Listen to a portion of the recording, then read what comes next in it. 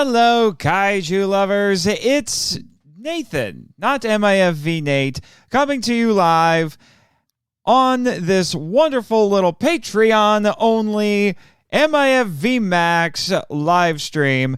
Admittedly, I'm starting later than I wanted to, and if you watch the video version of this, it's not going to be as impressive as I would have liked, because I was figuring out some things. I wanted to show some photographs on the computer, but then it said I had to download plugins and things, not plugins, but I don't know, some software in order to be able to view things. The whole thing is just stupid. Incredibly stupid. And right now, none of you are seeing this because it's an unlisted video. So I am going to endeavor to get a link for everyone and put that into... Oh, okay. Everything's fine. Everything's fine. I thought I deleted it for some odd reason. I thought I X'd off the wrong thing. Can you tell? I am really great at StreamYarding. I am amazing at StreamYarding. Boo. Yeah. Just saying. Okay. Alrighty. Let me see. Let me throw that link into there. There we go. This is wonderful. We'll do it live. Now I just have to keep vamping here. Let me see. What did I call this? There we go. All right, we'll throw that into there. This is going to be great for... This is going to be great for people who are listening to the audio version of this. Hello! How's it going? May have to do a little bit of editing. I don't know. Let's see how MIFV episodes are made. There you go. G-Fest. Star Island Film Vault. Put my name in. Exciting, right? So exciting. Kaiju. Trying to spell here. There we go. No, I don't want to schedule it. I just want to post it. There we go. Publish now. Hopefully I can get some of you into this. There we go. I don't know if I'll get any takers here to watch it live. I'm not particularly worried. If I do or not, I do need to bring up some notes here so I know what I'm talking about. Because G-Fest, oh boy. First time G-Fest has been... Here we go, my G-Fest outline. I mean, I suppose if all else fails, I can show this Word document. Let me see. Let's see what happens if I show the Word document. Let's see. Share. Share screen. Window. I don't know if any of you can see that. Let me go back over here. Oh, yeah. Yeah, you can. Oh, I guess, let me see. Oh, well, that's just goofy. Nope, I don't like that. You're just going to have to look at my goofy face. For those of you who are watching this on the VOD. So, let me, yeah. Let's stop wasting some time here, shall we? Let's stop wasting time. There we go. All right, so, yeah, G-Fest happened. It's a little surprising, but G-Fest happened. And it was pretty cool. Got a lot of stories I could tell. And I'm going to try to share as many of them as I can with you today. Let me see. Well, I'll just leave it maximized here, and we'll expand a little bit. Can you tell I'm prepared? I am so prepared. So, this year was interesting, mostly because this was the first time that I have been to G-Fest when I was there as, well, I've been there as a content creator before, but a lot has changed in the last couple of years. In 2019, which was the last time I was there, I was just announcing the Monster Island Film Vault after, coming off the heels of my previous podcast. So people were aware of it. I was promoting it, but the show didn't exist yet. And in the 3 short, long, I don't know how you want to look at it, years since then, I have not only launched the Film Vault, but I have also gotten myself onto 2 other shows. So I had a lot to share, obviously, at this event this year. And I have made a lot of friends in the kaiju content creation sphere, both as in the podcast sphere and in the YouTube sphere. And a bunch of them were going to be at G-Fest. So I was going to meet a bunch of the new friends that I have made in the last year there at G-Fest. And I was beyond excited, as you would expect. So there was a lot riding on this year. So to begin with, we'll go with day 0. That's what I'm calling it. Day 0. It's the day before. It's Thursday. It's technically not the first day of the con, but there's some stuff going on that are technically part of the con. Most notably, the Pickwick double screenings, not double screenings, double features.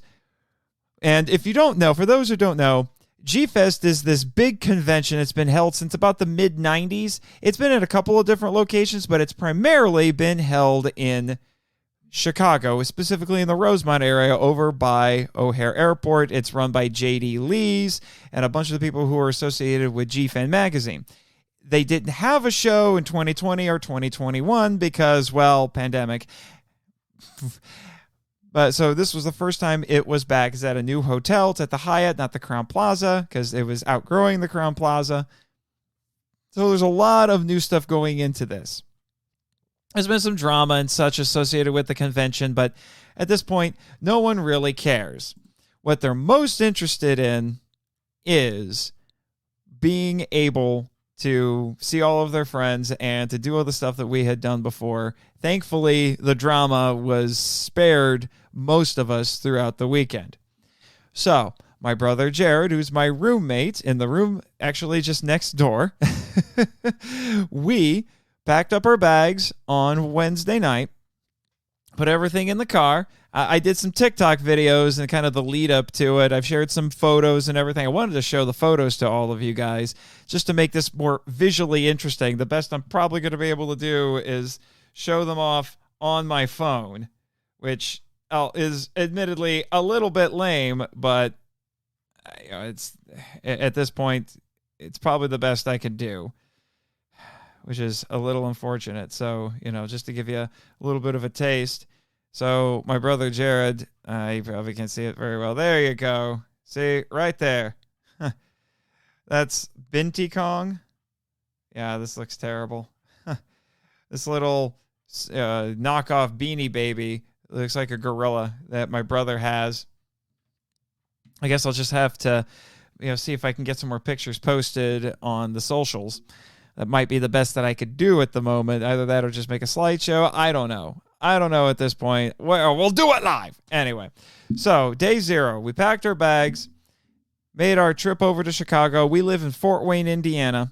So it actually took a little longer than I expected, but that's also partly because I avoided toll roads, which added about 15 minutes to what would normally be about a 3.5-hour trip. But it ended up taking us a little longer anyway because we had to make a couple of stops along the way when normally we would do this nonstop. But the plan was, to meet up with as many of my G-Fest friends as I could on Thursday and go hit the double features. Well, I was only able, when we finally got to the hotel, I was only able to for sure confirm with my friend Elijah Thomas of the Kaiju Conversation podcast. 18-year-old kid. And so he was the first of my new content creator friends, and he's been to G-Fest before, so I may have seen him in years past, but didn't know who he was, obviously, which seems to have been true with some of the people. So we met at the hotel, and we very quickly stuffed him into the car because we couldn't check out yet, and we went over to the Pickwick and learned one of the first lessons of G-Fest, which is you need about 10 minutes to get to the Pickwick and about an hour to find parking, because for whatever reason, I guess there's just some sort of festival or whatever going on every weekend in this city park that's just down the street from the Pickwick. And every year I've been there, there's some sort of an event going on there, and it eats up a bunch of parking spaces. So here we are wandering around this whole block trying to find a place to park. Just reminded me why a little, country kid and little, small city, maybe at best medium city boy, because I live in Fort Wayne, and Fort Wayne is at best a medium-sized city. Can't find a place to park. It's driving me nuts. So we're driving around, and then we get to one of the first funny stories of the weekend, which I don't know who you are, okay? But I tried to turn around in an alleyway to get to a parking spot that I spotted. And then as I'm coming around, this full-size van with Indiana license plates comes over and pulls in to that space, and it just made me angry that my fellow Hoosier, who apparently was there to see the movies, stole my space. Grr! And so I just blurted out, "Screw you, Hoosier van!" That was the first line of the day. So... yeah, I don't know who you are. But if you're in the within the sound of my voice, I don't appreciate it. But driving in Chicago is basically equal parts Fast and Furious and Darwinism anyway. You people are crazy. I've talked with people who live in Fort Wayne, used to live in Chicago, and they honestly think that Fort Wayne drivers are terrible. And I'm like, I don't know about that, because I drove through Chicago and all y'all are crazy. I don't know how you don't cause way more accidents than you do, but all of you need to be in the Indy 500 or something. It's absolutely insane what you do. Anyway, we got in there. The first double feature was Godzilla versus Hedorah, or Smog Monster, whichever you prefer, and Godzilla versus Megalon. So we get in there. We're already a few minutes late. We missed a good chunk of the opening credits, which was a little disappointing. And so we get in there, we find seats, we have to sit a little bit closer to the screen. But this screen, if you've been to the Pickwick is massive, all right? It's called a Mega Theater, which I guess is not quite IMAX. Or maybe it's as big as an IMAX, but it doesn't curve like an IMAX theater is supposed to do. I don't know, but it's not quite the same. But it's a gorgeous theater. Made in the 1920s, used to be for plays, and it was converted to a movie house. It's great. The history behind it is amazing. Excuse me. So we get in there, we sit down, and as usually happens, even though now they're telling us not to do that, and I wonder if it's because I wrote an article that got into GFan magazine that made them aware that this is what people do. So they started saying, "Hey, everybody be quiet during the movies." No one cares. We're going to get rowdy at these theaters during these screenings. It's just part of the fun. All right? It's just part of the fun. So we started talking back to the screen a little bit. Then, lo and behold, I discover that sitting basically right in front of me is my friend Danny DiManna, MIFV Max member. There he is, right there with some of his friends and family, watching the movie with us. He just turns his head around and calls me Marchand, because that's what you do now, apparently. When you get frustrated with me, you call me Marchand. So... my phone's going off. That's probably Danny. A few people. But anyway, so that was fun. So we're sitting there with some other people I had every intention of meeting. We had a good time with that movie. And then we get to one of the crazier stories that happened to me throughout the weekend. Because between the movies, between Megalon and Hedorah, I went over to the men's room. And what's interesting about the Pickwick is that you have to go downstairs a little bit to get to the men's room, and the entrances to the restrooms are on opposite sides of the hallway. So I'm going over there, and I'm standing in line going downstairs, one of the few times I've ever had to stand in line for the men's room. And I'm just chit-chatting with some people there. And there's a guy there who apparently knows some inside information about how the movies and everything were selected and was talking about that, about how especially Megalon this was the first time it was being shown at the Pickwick as part of G-Fest, because now they just have to talk to Criterion in order to get the rights and everything. And I think I may have casually mentioned that I was a podcaster or something, and then after we finish our business in the bathroom, he's like, "Wait a minute, are you Nathan?" I think he saw my name tag. Are you? No, I didn't have the name tag at that point, so I can't say that. And he's like, "Are you Nathan Marchand?" Yeah. The Monster Island Film Vault? Yeah. Dude, I love your show. And he just started going insane. He just fanboyed all over the place right there. Oh, like, oh my gosh. And he's like, "I listen to your show all the time at the gym." Yeah, I could tell. You're jacked. His name was Matthew Walsh. No, not Matt Walsh from the Daily Wire. No, Matthew Walsh, different guy. So we started chit-chatting a little bit. And then the part that just blew my mind was he said right then and there, "I'm going to buy you popcorn." I'm like, what? I have a fan who loves me so much, he's going to buy me popcorn for a Godzilla movie. I wasn't quite sure what to do with that, as you would imagine. I did say yes. It was still a little weird, but I said yes. Anyway, so we go over to the counter to get the popcorn, and Matt whips out his wallet. Is like, "Get what you want." I'm like, "Okay, I'll have a small." "Oh, only a small?" "Okay, fine, a medium." So here I am with a free medium popcorn, courtesy of one of my fans, for the rest of the movie, for Megalon, which was a wonderful experience, by the way. We all cheered when the dropkick happened and when Jet Jaguar showed up. It was amazing. That was honestly, overall, probably the best viewing experience I had in the Pickwick all weekend, and I saw all 6 of the movies that were playing. Although during Hedera, there were points where there was a kid way in the back who was cheering Godzilla. "Get it, Godzilla!" Well, he was fighting Hedera, which was great. And we all sang along for the Jet Jaguar fight song, as they describe it on MST3K. So you can't go wrong there. Like I said, by far the most wonderful experience. My friend Danny actually recorded the dropkick and the audience response and posted it on the Godzilla Novelization Project Twitter. I highly recommend you go and you watch it. It is so fun.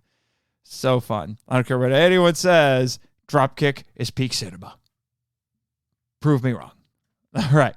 So, as is my tradition at G-Fest, got to go to Giordano's. I have gone to Giordano's every year on Thursday at G-Fest, every year that I've gone.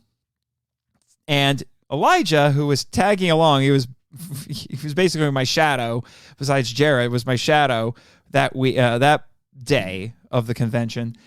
Never been to Giordano's before, never had Chicago-style pizza, so like, oh, dude, we got to show you what Chicago-style pizza is like. So I found out there's actually one in a shopping center down the street from Pickwick. We're like, nah, that's not the one we're going to. We're going to go to the regular one where most of the con-goers are already going. So that's the one we went to. It was a little bit farther of a drive, but I didn't care. So we went over there, and we had some Chicago-style pizza. Elijah enjoyed himself. He liked what he had. First time he'd ever had it. We walked around. There's a park area with some fountains. I've taken pictures over there before. I've used them as like Facebook profile pics in the past. So that was cool. And so we went around there, found out that Elijah is allergic to running. I guess I shouldn't be surprised, but whatever on there. Love you, Elijah. Anyway, so then we went back to the Pickwick after we had our dinner and partook of the second double feature, which was Godzilla 1954 and Godzilla vs. the Sea Monster. Now, one of the things that's interesting is that usually the movies shown at the Pickwick are done usually one of two ways. They're either showing whatever is the new hotness, whatever is the most popular thing at the time, particularly the last couple of years. And in this case, it was Godzilla vs. Kong. So they screened Godzilla vs. Kong again, even though that was out a year ago. And then otherwise, they tend to tailor the movies toward whoever the special guests are. So the first double feature, was Hedorah and Megalon because they had Kawase, the kid from both of those movies. So they showed both of those, and that was cool. So this one, wasn't tailored to a guest, but it's being done, I'm guessing, as a tribute to Takarada, because there were a couple of Takarada tribute panels, which I'll get into here. So they showed both of those. And those screenings, for the most part, were pretty okay. They weren't as exciting. I was a little annoyed during the Godzilla 54 screening, and I've never seen either one of these movies in the theater before. There were some points where there's I thought was a little bit of inappropriate cheering. Now, when they would see things like not Akira Takarada, well, they did cheer when they saw Akira Takarada's name, and when he came on screen, they cheered for him. But when you saw Ashiro Honda's name or Fukabe's name in the credits, they would cheer. And I'm guessing it's like, okay, they're cheering for the actors, they're cheering for these names because these are people that they like. But then there was weird things like when Godzilla first appears on screen, people cheered. Thought that was a little inappropriate. When Godzilla starts his first rampage in Tokyo Harbor, people cheered. Thought that was a little inappropriate. The weirdest one was when the oxygen destroyer appeared and there were people who applauded. I'm like, okay. Don't know why you're applauding for that, but this, I will tell you right now, this was nothing compared to what happened later. Nothing. For the Godzilla vs. Kong screening, which was by far the worst G-Fest screening I've ever been to. And I went in 2017 when Shin Godzilla was shown, and I thought there was some inappropriate cheering going on during that screening. All of that to say, that one was for the most part great, and I was so happy to see that movie on the big screen. Godzilla vs. the Sea Monster was an interesting experience, and nothing really stood out about that one. Now, one of the things that was confirmed for me watching this, because they're using basically the Criterion prints for these, something that I brought up on Kaiju Kim's live stream was I was wondering, are they going to do sub or dub for this? And this was confirmed. They're going sub with everything. And we see the Janus Films logo before each one of them, so that's how I know it's the Criterion editions. So there you go. So just had a tremendous fun watching both of those movies, highly entertaining. The Sea Monster was a great palate cleanser after the very dour Godzilla 54. So then we get to day one proper. Day one proper. Well, before that, we went back to the hotel and actually checked in. There's a little bit of confusion over the room. Basically, I learned, don't pay in cash. Hotels don't like it when you pay in cash. They like cards. Had to sort some things out regarding that.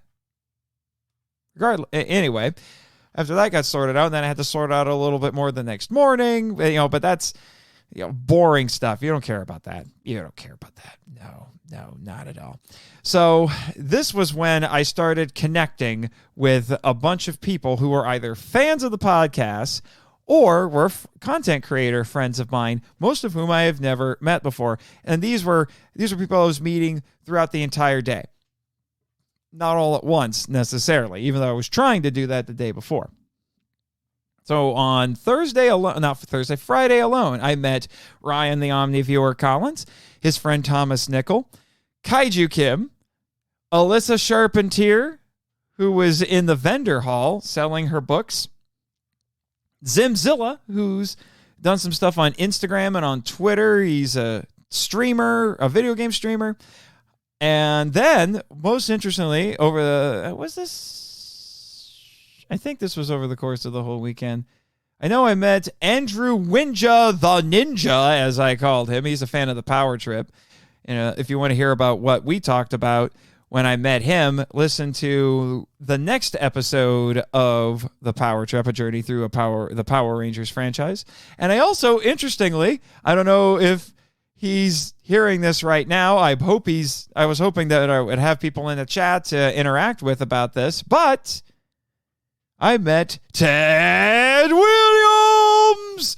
He was there.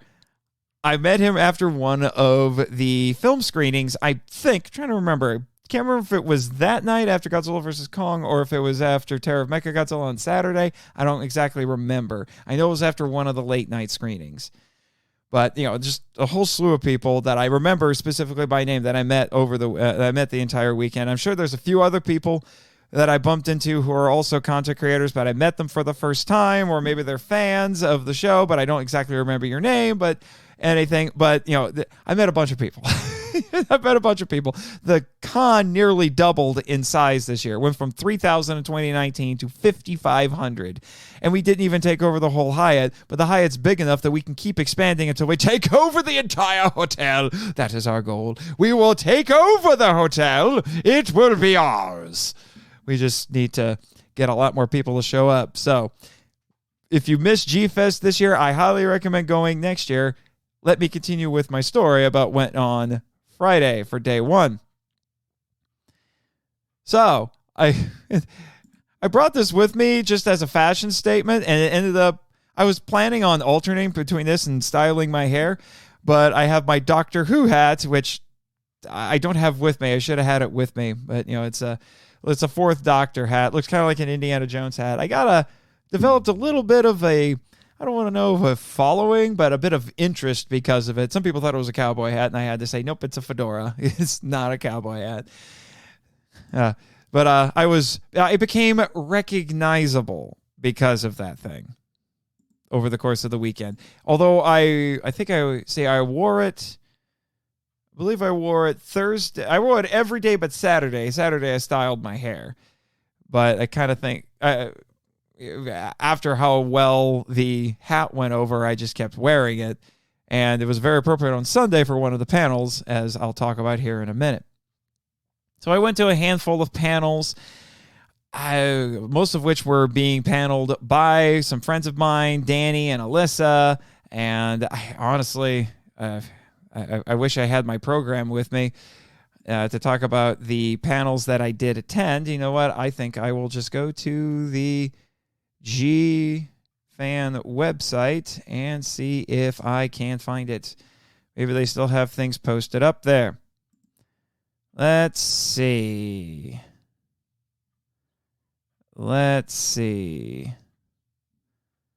Schedule.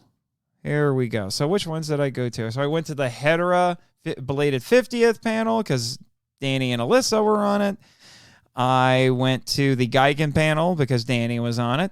And Danny dominated. That one was that one? Was it that one? Or was it? Yeah, it was that one. Danny dominated that panel. MVP. The rest of the panelists did fine, but man, that was Danny's panel. He owned it. He owned it so well. And then after that, let me see. I didn't go to any of the any more panels after that till the opening ceremonies. So after that, I was spending a lot of time running around checking out the dealer hall, which is something that I hadn't done a whole lot before. But I know the dealer room is a big deal at G-Fest, and you want to go in there and find some cool stuff, meet some cool people. And I guess Alyssa was in there selling her books and things like that. I was going in there seeing if I could find some things. I bought a Bandai King Caesar on the first day, which is something that was on my list to find, because I regret not buying them when I saw them at Walmart. The crazy thing was I found it for $40 at one store, did some rounds, went around, found it for $20 at another. I was very proud of myself. Beast of the East, thank you for having a $20 Bandai King Caesar. It was great. Sitting on the shelf right now, although you can see a little bit, for those who are watching the video, that right there, that was something from the dealer hall that I got. Actually, both of those were things from my haul, because that Mechagodzilla I got from Elijah, who saved it for me. So I included that in my haul, even though I got it from a friend, who was selling stuff for me, keeping stuff around for me, because we got it at G-Fest, so it counts. Fight me. Anyway, so opening ceremonies. Opening ceremonies were, the opening ceremonies. It was about what you would expect. They showed off the guests and they played some memorial videos. There were some tears because they played videos for people who have worked on these movies who've died, including Akira Takarada. It's very emotional for people. And then they also include people who are part of the G-Fest community who have died, including a guy, I think his name was Weatherly. I want to say Danny would know better than me, who ran Aardvark Tees. Is it Aardvark Tees? He sold T-shirts at G-Fest, and he has unfortunately passed away in the last couple of years. So, so there was that. Oh, Alyssa and I did some book exchanges, and she's already shown off some of my books on her videos. I did book exchanges with Omni, so I've got a pile of his books sitting over there. I should have showed those off, but like I said, I was trying to get this put together at the last second, get everything ready. And then my friend Neil Reby, who's been on the show once and has been sharing a lot of feedback with us. He was rooming with Jared and I in the hotel room for a couple of nights, and I found something out. This was actually in between, before the opening ceremony. We met in the room, and he told me something that was very encouraging for me as a content creator. This is the sort of stuff I live for. I mean, meeting Matt and hearing how much he loved it, and how much he loved the show, loved it enough that I know he says he's going to join Patreon, and he bought me popcorn, so that's a big deal for sure. But this one was fascinating, and I don't think he would mind me sharing this story, but he told me that he lost his job in the last couple of years. I think it was it was last year, because they had I won't say why, but he lost his job. It was something that he knew was coming, but it was still very stressful. And, he's in his 50s. He only has a high school education, and that's very difficult to navigate. I know that for a fact because my dad went through that during the Great Recession. It was in a similar boat there. So it wasn't easy for him to find a new job. And especially when he had spent 25 years at this particular one. He was selling insurance. So he was really stressed out. He had bills and a mortgage and everything he had to take care of. And he told me, and he got very emotional when he told me this. Sometimes even just hinting at it with some other people throughout the rest of the weekend made it incredibly difficult for him to keep his composure. He's an author friend of mine, by the way. I should have prefaced that. Told me in particular, he singled this out, and I made sure to call my friend Dallas Mora and tell him about this.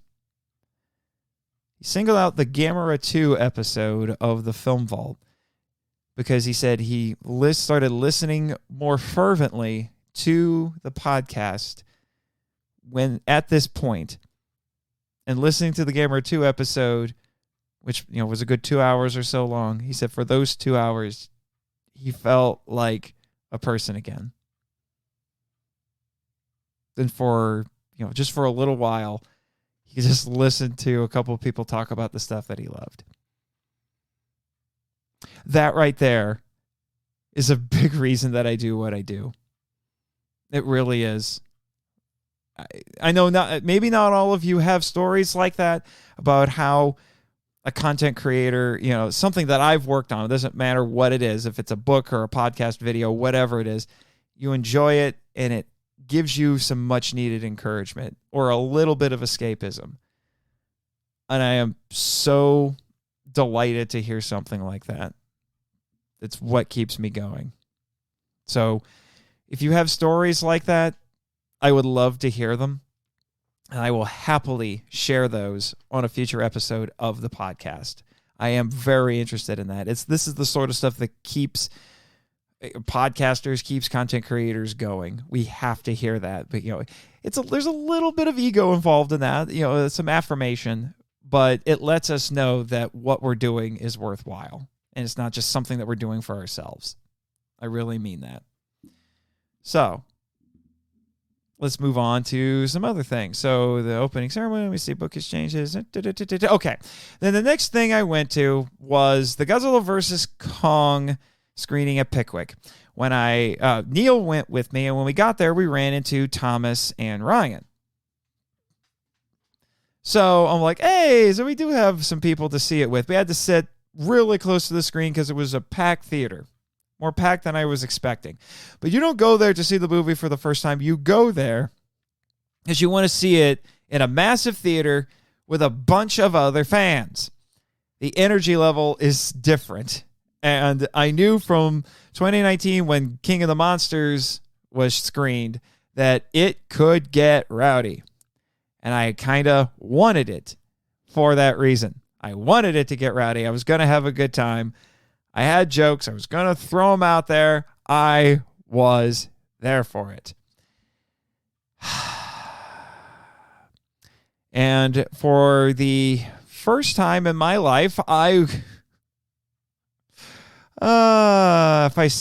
shouldn't say what I actually want to say, because that could be taken out of context very badly. But let's just say there was a very obnoxious child sitting behind the lot of us, and he needed to shut up.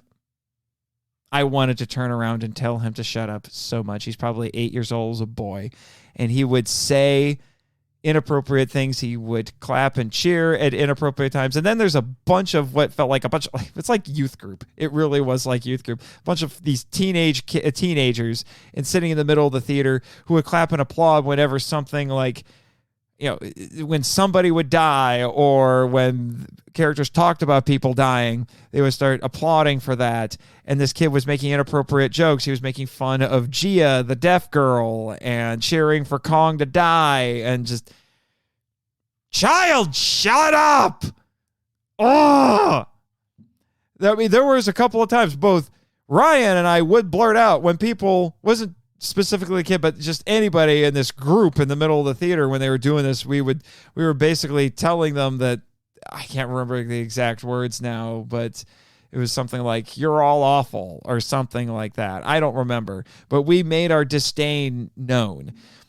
And so what should have been an incredible experience, and it still was, people still went nuts when Kong ran in there and saved Godzilla from Mechagodzilla, spoiler warning, and it ripped off Mechagodzilla's head and everything. That they still did that, but there were so many points before then that it were ruined.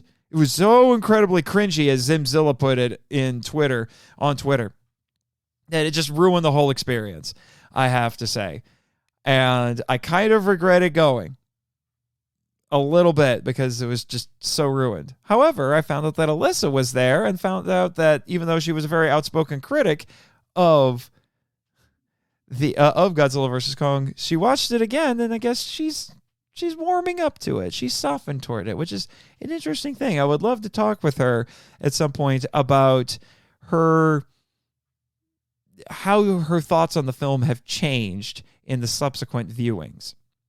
And I did recommend that she check out the episode I did with Eric Anderson on that. Gave her a little taste of it by saying, Mechagodzilla's the Tower of Babel. She really appreciated that. So that takes care of Friday. So then we get to Saturday, when we get to 2 of my 6 panels, because yes, I am insane. I am insane. Although that doesn't compare to my friend Danny, who decided that, introvert that he is, he had to do 8. We're all crazy.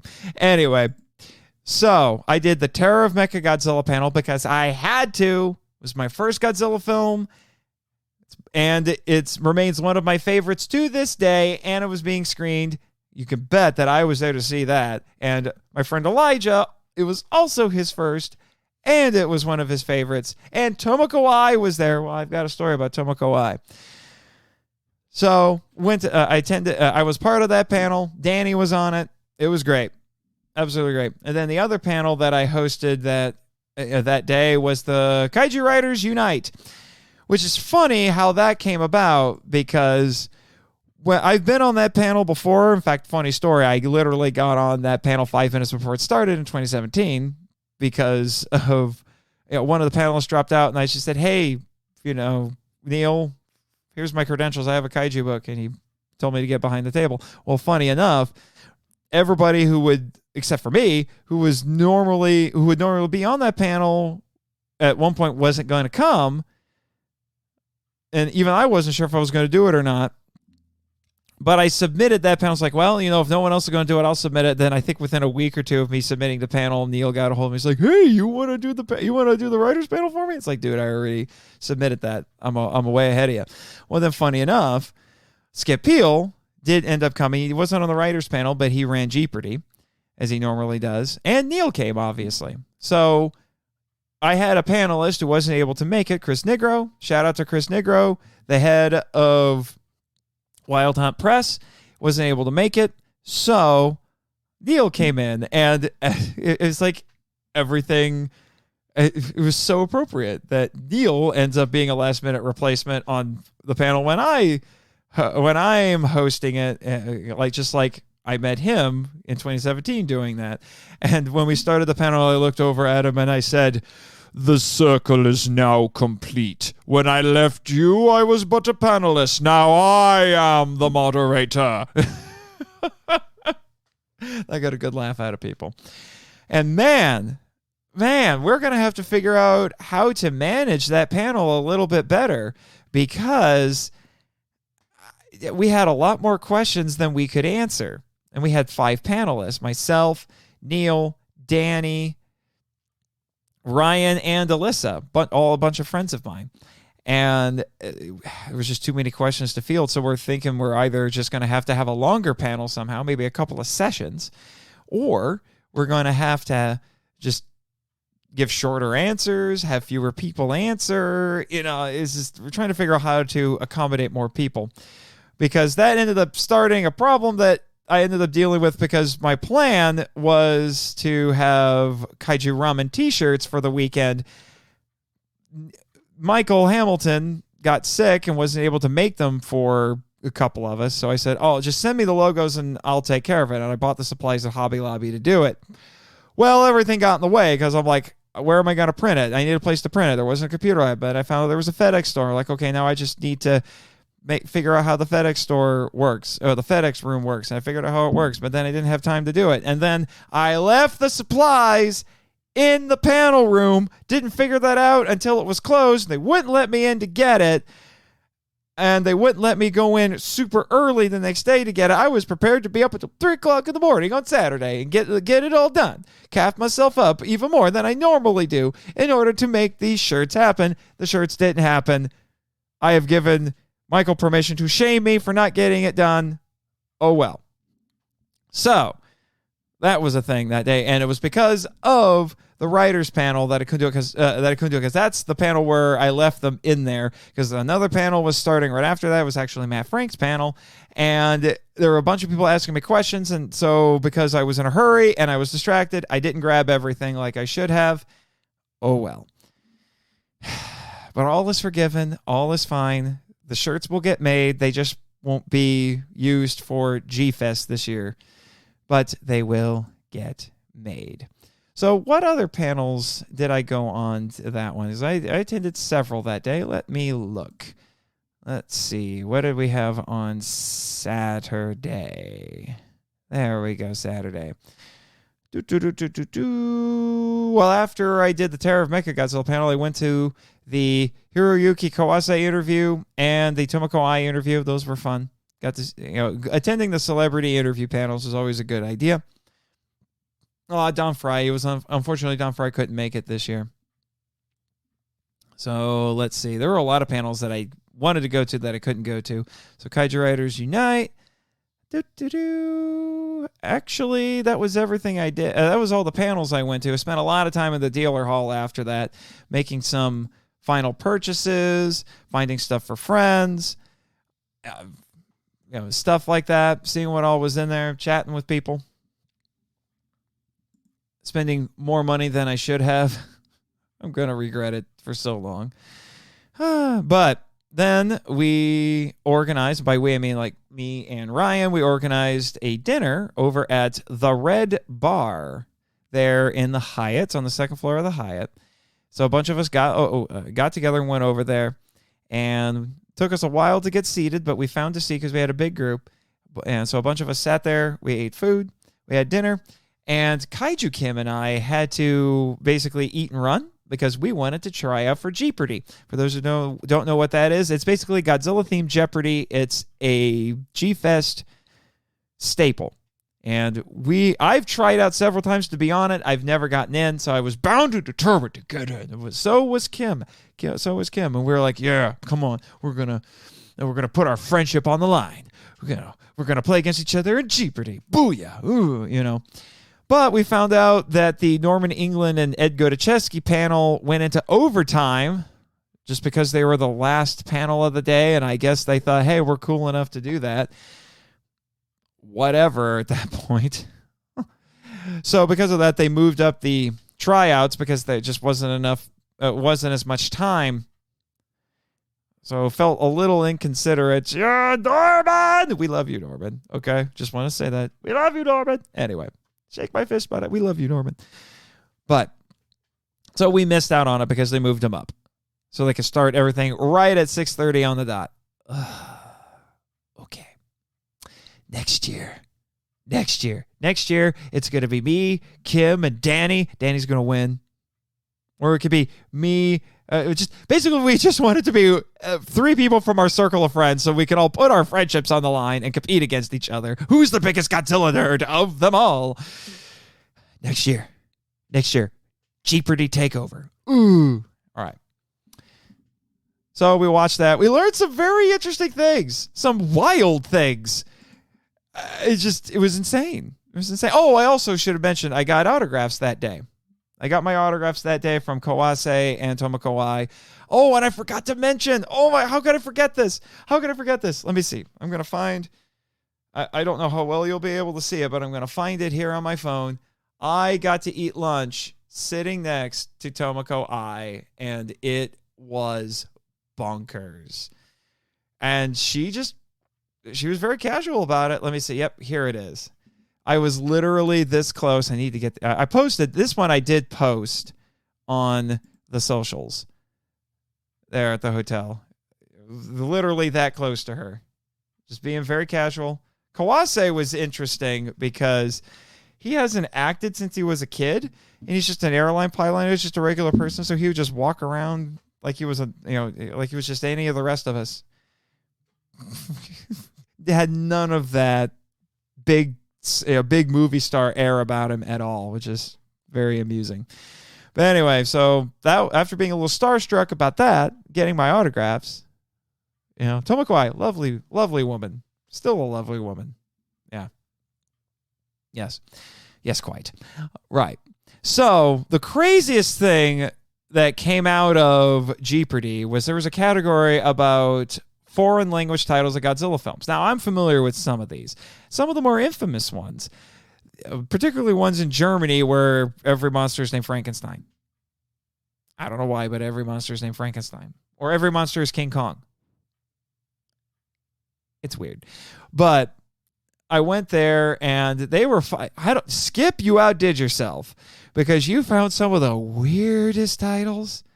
The weirdest alternate titles for these, a couple of which Kim and I really latched onto, and they became running jokes for the rest of the weekend. Our favorites were, apparently, I think it was, let me find it. Oh, bumping the microphone. Yep, this is all kinds of great podcasting and StreamYarding right here. All right, here we go. So, yeah, the crazy one is... It's an Italian title. When translated, it comes out to Watangi in the Fabulous Empire of Monsters. The Fabulous Empire of Monsters. Watangi? Huh? Would you believe that's an alternate title for Mothra vs. Godzilla? The frick? And then the other one that was just also an Italian title. When translated, it is At the Edge of Reality. And what was this for? Godzilla vs. Megalon. Oh, yeah, that totally makes sense. Godzilla vs. Megalon. At the Edge of Reality. That sounds like a tagline in the trailer. You got epic voice guy. At the edge of reality is the Cetopian Empire and their beetle god. Seriously, Kim, I want that fan trailer. I want a fan trailer for At the Edge of Reality. And the Fabulous Empire. Yes, quite. Oh my gosh. That was so weird. And then we had and then the final Jeopardy category was about homages and one Godzilla film to another one. And to paraphrase, it basically said the Aikomaru or the Glory Maru is the name of what two Godzilla films, basically. I'll spare you the 10 minutes trying to remember what that is. It's the name of a boat because I think I gave that away a little bit because Eiko means glory, and it's the Glory Maru because that's Maru is used for the names of ships in Japanese, but it was from 54 and Shin Godzilla. Those were the boats in the beginnings of both of those movies. So there you go. And then we had the costume parade. Lots of really great costumes this year. I was very impressed. People were streaming that. They've been posting videos of it on YouTube for the last week since it happened. And so if you want to see what all was there, there's plenty of places to go to see it. Some personal highlights for me was we had a Megalon with working drills. That was a surprise. We didn't know the drills worked till he stood in front of the audience and posed. We had a Godzilla and an Anguirus, and they fought each other, and their fight choreography was amazing. My personal favorite was Anguirus was on the ground and then basically did a reverse dropkick. Because he stood on. Well, it was the costume. It was the costume wearers, the costumers' hands, and he basically did a handstand and kicked Godzilla with both feet. That was very impressive. We also had what felt like a life-size Manda, which was insane. I saw somebody with that running around with the head earlier that day, and I didn't realize just how big it was going to be, but it looked like a dragon float from a Chinese New Year parade. So that was very impressive, very appropriate for Manda. But the one that just stole everyone's heart, stole all of our hearts, was this little girl. This little girl. She wasn't a monster. She wasn't a fairy. Although the girls who have been cosplaying the Mothra fairies the last couple of years were back and doing a different rendition. And I made sure to get video of that for my friend Bex. Shout out to Bex because they were the Mothra trilogy version and she loves those versions. And they sang and then they summoned Mothra and it was one of their friends dressed as Mothra. It was amazing. But this little girl was dressed as Gia, the deaf girl from Godzilla vs. Kong. She had a little Kong doll that she made herself, and she looked so freaking cute. It was wonderful. We just all lost our minds. And I know that she got an award as part of the contest, as part of the costume parade. I think she got a Judge's Choice Award, as she should, because she just stole the show when she showed up. That is evidence right there that this should not just be about the monsters. It needs to be about the characters too, especially characters like that. It's amazing. Absolutely amazing. So then Jared, Elijah, and I went over to the Terror of Mechagodzilla panel. I took some video at appropriate moments like Godzilla's entrance and Godzilla doing his fiery charge and pummeling Mechagodzilla. The crowd wasn't as excited when that happened, and I don't know if that was just because it was late and it was on day 2 of the panel, so people are just kind of tired. Who knows? Wasn't as much energy as I was expecting. I posted those videos on the podcast social media, so you can go see those, hear them as well, but it was great. I loved hearing Elijah just gush over this movie. He gushed so much. Seeing him just happy to see this film, because I was telling him, like, we're going to the Pickwick. He'd never been to the Pickwick before. In all the years he'd gone to G-Fest, like, you're coming with me? We're going to the Pickwick, and we're going to go see Terror. Ugh! And he did. I held him to that. He came. It was amazing. So, that finished our day on Saturday. So then we get to day 3, which is where I was extra insane, and I had 4 panels. Totally crazy. Yeah. So those were the King Kong versus Godzilla panel because they needed someone to fill some spots. That was a fun time talking about that movie, talking about Sekizawa. Danny was on it, and we got to talk about Sekizawa. And if it was what's funny is one of the other guys. Oh man, his name is escaping me. Let me look it up here really quick on the schedule. I paneled with him several times on these movie panels. Let's see. I think it was Dennis Roth. Yeah. Big fella. Huge fella. Built like an ox. And there was one time I was ragging on him a little bit during a previous panel. I want to say it was the Terror of Mechagodzilla panel. I think it was that. And I ragged on him a little bit, and he looked at me. I was sitting next to him, and he said, "Don't make me smack you with my master's degree." And I just looked at him and said, "I have one too." And it completely diffused the situation, and we were friends after that. It's just like, oh, we are equals, I see. Shut everything down. It was great. So he was fun to panel with. So that was the first thing. And then I was on the Takarada Remembrance panel. Let me see, what was that one called? A fan tribute to Akira Takarada. And that was me, Danny, Billy DeBoose, and Bob Eccleton. Yes, the great Bob Eccleton. I got to panel with him. And we shared personal stories about Akira Takarada. I've shared mine on a previous live stream that I shared with everybody. Danny shared his, and we got to hear from Billy DeBoose, who made the fan film Godzilla Battle Royale, where he got to actually direct Akira Takarada. I need to watch this fan film. I've been meaning to do it for a long time, so I need to watch it now even more. And so he talked about that. Bob Eccleton talked about knowing him for quite a few years and how personal he was. It was a wonderful panel, and then we opened it up for people to come from the audience and share their personal stories, and it was a solemn occasion, but it was a very appropriately solemn occasion. And solemn though it was, it ended up being just a celebration of a life well lived. I want to put it like that. And our conclusion was that we need more Akira Takaradas in the world. We really do. We really do. And then after that, what was the next panel I had? It was a lot more fun. It was a little bit. Oh, yeah.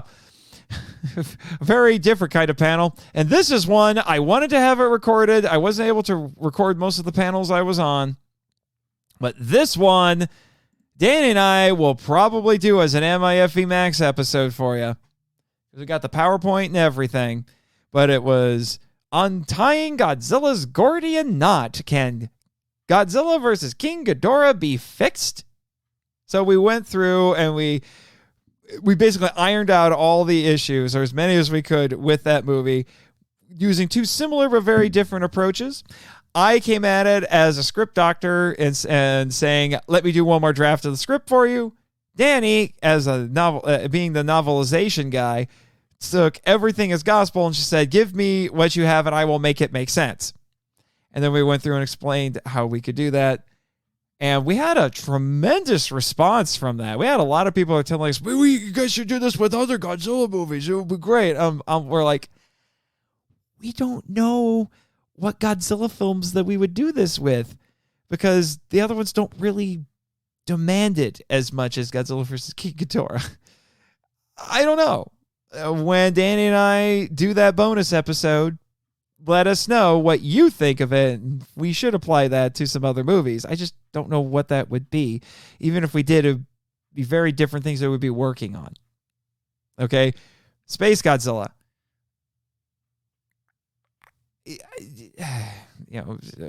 I don't know. How do you fix Space Godzilla other than just completely rewriting it? I don't know. I don't know. But all the time travel shenanigans and King Ghidorah just demands to be ironed out. 1.21 gigawatts. That's all I have to say on that until we actually do that bonus episode.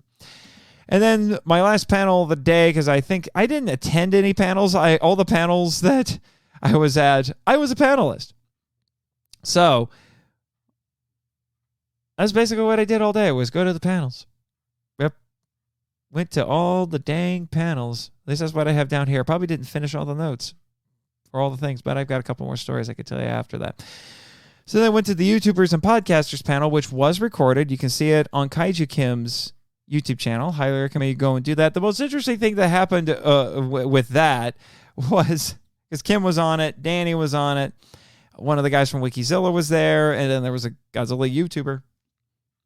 And let me see. Let me find the names of everybody who was on there. By the way, Danny, I'm still mad at you for getting $100 Titanosaurus figure just given to you for free. Still mad. You already have one, but apparently this is a slight variation, so you're just keeping it. Fine. I wish I could have this face that says, give me free stuff. Still a little mad. But no, let me see. Oh, Elijah was on that panel too. It was a big panel. Yeah. Michael Kalari, Jake D'Annunzio, and then, yeah, all of those friends of mine. Talked about the art of kaiju content creation, fielded questions from the audience. And I was trying to build off of an answer that Elijah was giving, and then Matt from Monstrosity's vlog just blurts out, because he was sitting in the front row, just blurts out, let someone else talk. Basically, shut up and let someone else talk. I'm like, okay. But then over the next 3 hours, that man proceeded to apologize to me about 5 times. And we had a lot of man hugs and everything over it. He just had to make absolutely sure there was no hard feelings, which I really respect. I truly respect that about you, Matt. If you're hearing this, great job with that. Amazing job. Thank you so very much for doing that. I really mean it. So there was that. Like I said, you can watch the whole panel in its entirety. And then after that, we closed out G-Fest. We were done. I spent a little time at the dealer hall that day, made some final purchases, got some stuff for friends, and yeah, that was a wrap. This little thing back here, that is a Godzilla reaction figure. I didn't buy that. That was Danny's mom. Danny DiManna's mom, because apparently his mother loves me and just bought that for me because. So I guess I got something out of it. It wasn't a Titanosaurus, but I got something out of it. I want that Titanosaurus. It's a nifty Titanosaurus. I'm just telling you. Grr. I met Jay Key from Toku Toy Town and YHS on Monster Island. Just want to shout that out right there. Let you know about that. Yeah, I met so many people. So many people. Oh my gosh. It was glorious. So that basically wraps up Saturday. We did a big, epic, crazy wrap-up stream for Kaiju Kim that night. Go and watch that stream if you haven't already. We had far too much fun doing that. I met a bunch of... Orga's biggest fangirl. Found out she's a big fan of the show, and I may have recruited her to, be on the show in some capacity. So just so many people. I wish I could shout all of you out right now. But yeah, Miss Faye, Orga's biggest fangirl. Thanks so much for the love that you gave me, and for being at G-Fest and bringing a lot of just joy to that room. It was so fun to be around you. But then we get to the weird portion. One of the things I wanted to do this year, because I've never experienced it before, was I wanted to see what this fabled after party was like. Weirdly enough, even though they could have had it at the Hyatt, they didn't have it at the Hyatt. They had it back at the Crowne Plaza, which is a couple blocks away, which is where it would have been held before. I don't know why they didn't just have it at the new location, but whatever. And then I found out after party is the weird part of the convention. I walked there with Mr. Roth and Elijah.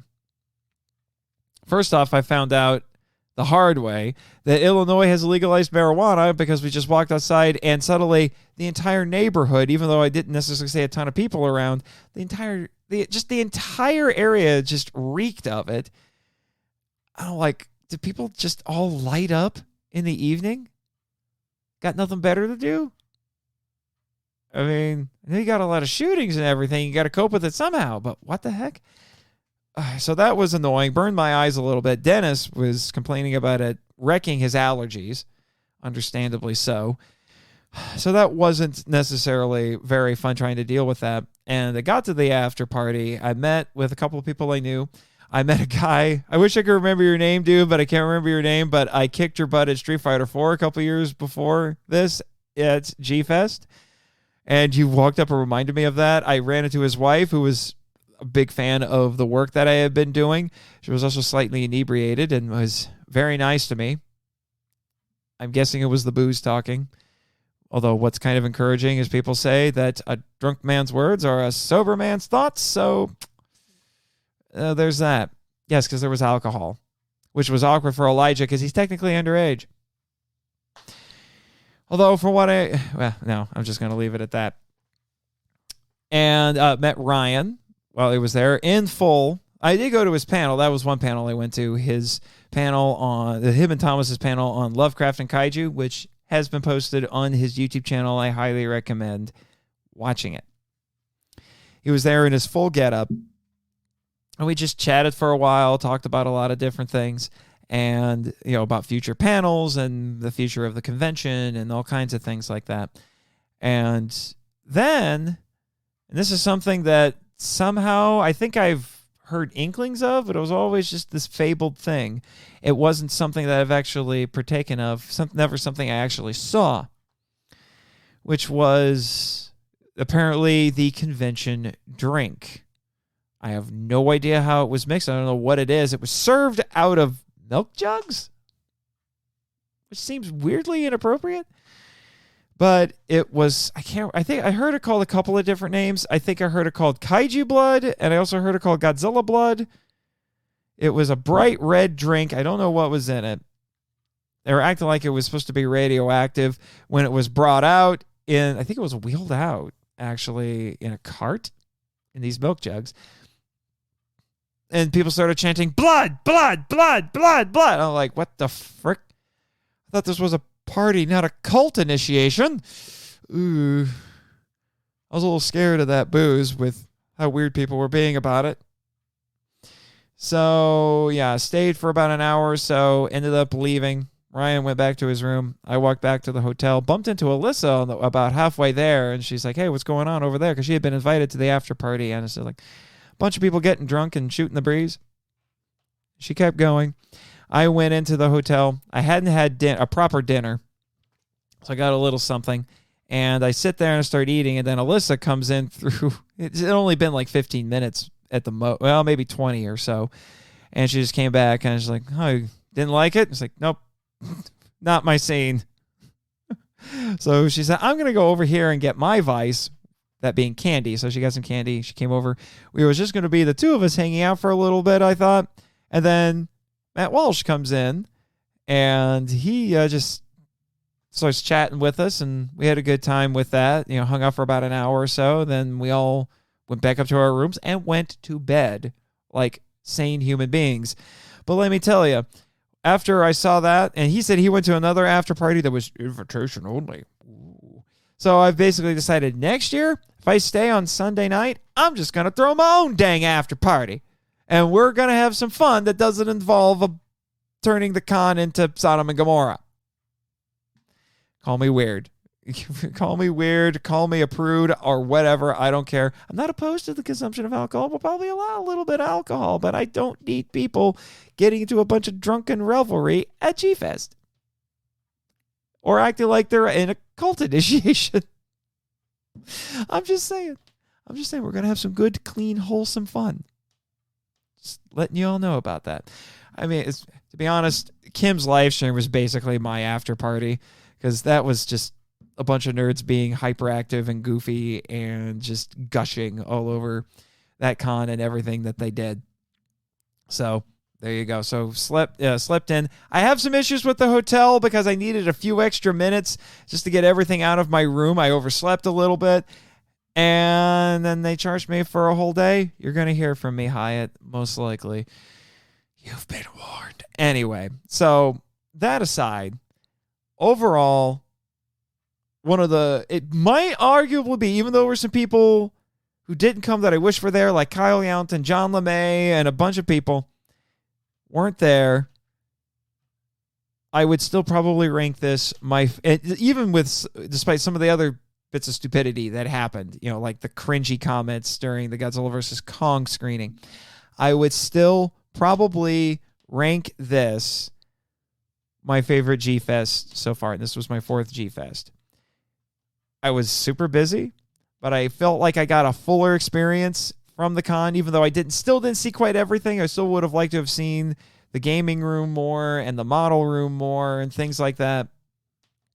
It was still overall an incredibly wonderful experience. Thank you so much, everybody who put on this convention.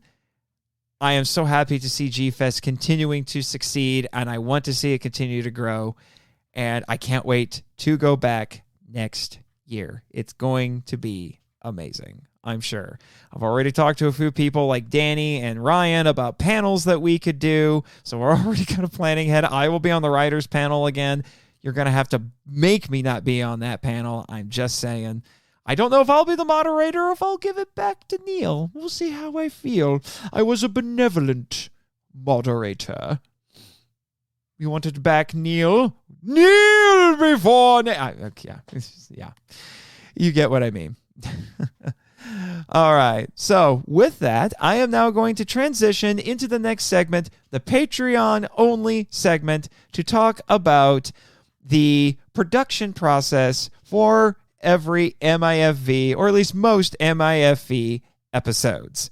So, if you would, for those of you who are listening to this in the public podcast feed, if you want to get this behind-the-scenes information, I highly recommend that you go to Patreon and you join MIFV Max, where you can get perks like this and shout-outs and bonus audio and even, I'm not kidding you, opportunities to select things to be on the show or even be on the show itself. All of that can be found on Patreon. Check it out. Link is always in the show notes. If you have to go to the dang website because sometimes iTunes is stupid and cuts off the show notes. I don't know why, but ever since I switched to Podbean, it does this. But go and check it out. I would love to see your support. I am incredibly grateful for what all of you do, for those who support, who support the show financially or otherwise. Thank you so much for what you do. You really do help to make this possible. So, with that, let's go on to that special segment. To the rest of you, sayonara. Thank you for listening to the Monster Island Film Vault, a podcast produced and hosted by Nate Marchand. If you want to join the discussion and be heard on the show, we'd love to hear from you. So email us at feedback@monsterislandfilmvault.com. Our website is monsterislandfilmvault.com. Follow us on Facebook and Instagram at Monster Island Film Vault, and on Twitter, where our handle is at The Monster Isla 1. You can subscribe to us on YouTube, Spotify, and TikTok. Follow Jimmy from NASA on Twitter at NASAJimmy, and our many other colorful characters using the links in the show notes. The podcast logo was created by Tyler Souls from TylerDrawsComics.com. Our theme song is Wanderer on the Offensive, live edit by B33J, Sarax, Juan Madrono, and Nonsensical Lexus, which is a remix of Counterattack Battle with the Colossus and The Opened Way Battle with the Colossus by Kootani from the video game Shadow of the Colossus. All film and audio clips belong to their respective copyright holders and no infringement is intended or implied. Please rate and review us on Apple Podcasts, Spotify, and or Podchaser to spread the word about the show. You can also support us by joining MIFV Max on Patreon. The Monster Island Film Vault is a Moonlighting Ninjas media production. Sayonara!